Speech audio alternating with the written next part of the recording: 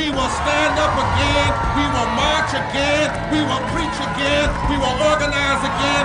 We are black. We are white. We are Latino. We are Native American. We are Democrat. We are Republican. We are independent. We are people of faith. We are people not of faith. We are natives and immigrants. We are business leaders and workers and unemployed. We are doctors and the uninsured. We are gay. We are straight. We are students. We are parents. We are retirees. We are North Carolina, and we're here, and we ain't going nowhere.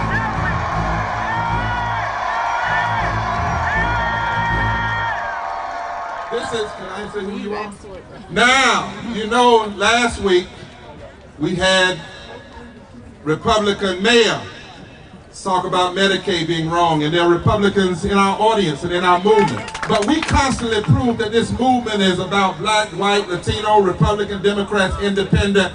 And my dear sister here, Tracy, who knows about it, is from Mitchell County. Am I right? You're right. And there's some Republicans in Mitchell County that don't like what's happening in public education in this General Assembly and all across this state. We are one people and one North Carolina. And Tracy, I'm so glad to have you here. Thank you. Yeah! Mitchell County does have the dubious distinction of being the most Republican county in the entire state, so you can check that out. You know, I can't remember not wanting to be a teacher. I grew up in a family of teachers, and I've always wanted to be in public schools, and that's where I am. In 1989, I was fortunate enough to be awarded a Teaching Fellows Scholarship.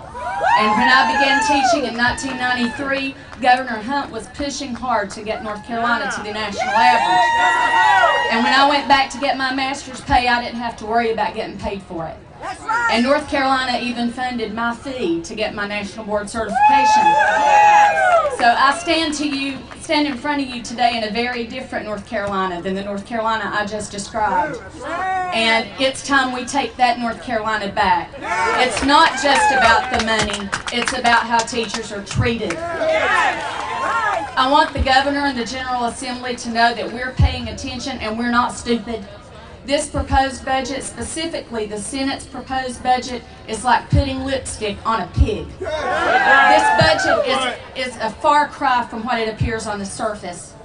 Did they really think we wouldn't pay attention to where these funds were coming from for these big old raises they were going to give us?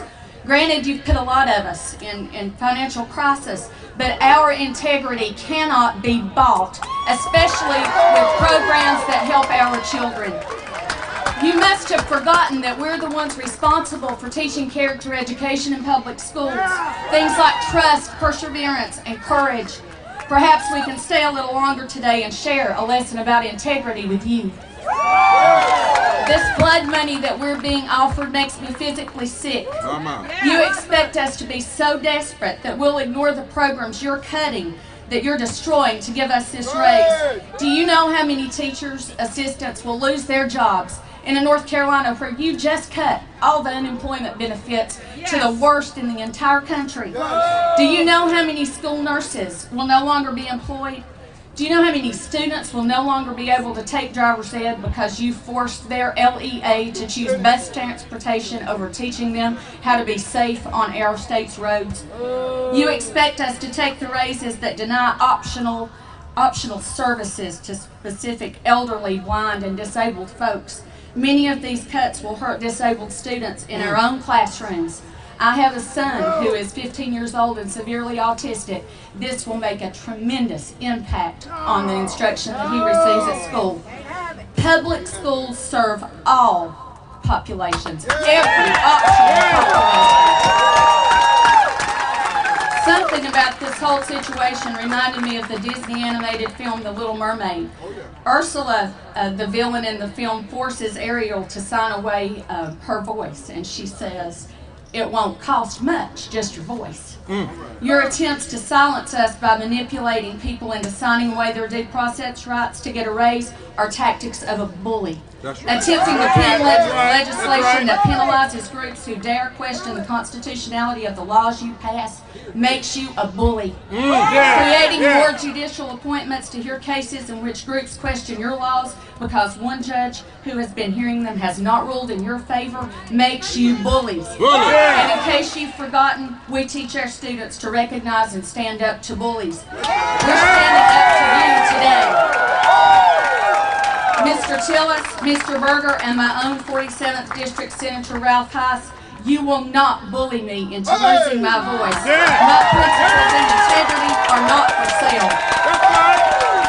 Finally, I promised myself I wouldn't come down here and speak unless I offered a solution or suggestions to fix this problem.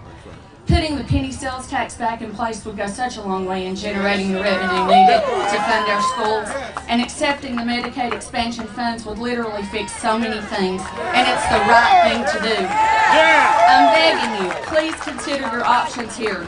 Which North Carolinians are benefiting from your tax reformation? It's certainly not the low income or middle class.